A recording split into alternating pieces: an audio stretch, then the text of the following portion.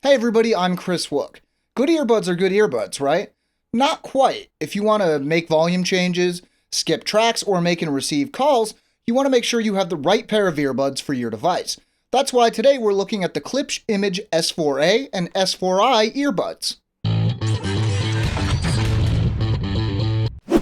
Before we get into the rest of the review, let's take a look at what the difference is between the Image S4As and the Image S4Is. You might have guessed already, but the S4As are designed for Android devices and the S4Is are designed for iOS devices. Besides what kind of a device they'll control, they're identical when it comes to everything else. As soon as you open the box, you'll notice the earbuds nicely packaged in a plastic backing. The only other thing you'll see at first is the carrying case, which is more of a pouch. Open this up and you'll find the rest of the rubber tips for a total of 4 pairs of tips, and a clip to attach the mic and button to your clothes.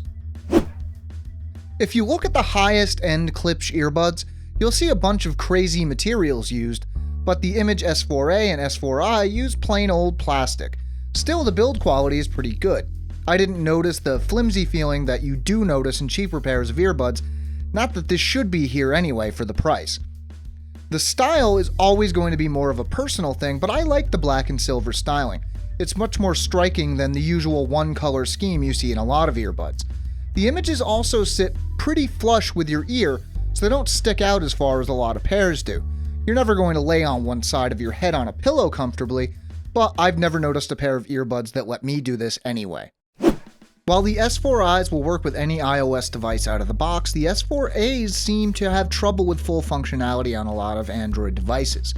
Klipsch recommends using the Klipsch Control app to provide functionality, but for a lot of phones it doesn't seem necessary at all, as the functionality is the same either way. There is only one button here and it controls everything. A single click plays or pauses music, and it will also answer a phone call and mute or unmute the mic during a call.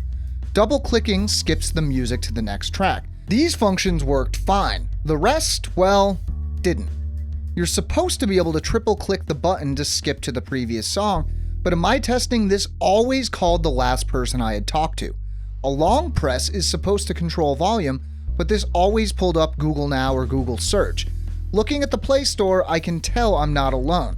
Klipsch has said they're looking into a fix, but I wouldn't count on it. Call quality was good when using the S4As for hands-free calling. The incoming audio sounded as good as a phone call can, and outgoing audio was the same. While I did test the headphones using a high-quality audio interface and headphone amp, most people are going to use these with a phone or similar device, so that's what I did for most of my testing too. I didn't have EQ or anything similar enabled either. These earbuds use a fairly high-powered driver, so the low-end reproduction was very solid and accurate. You hear what's in the song, and that's it. I like this, but if you want more bass, you're probably going to want to use your device's EQ to bump it up. The mids are similar.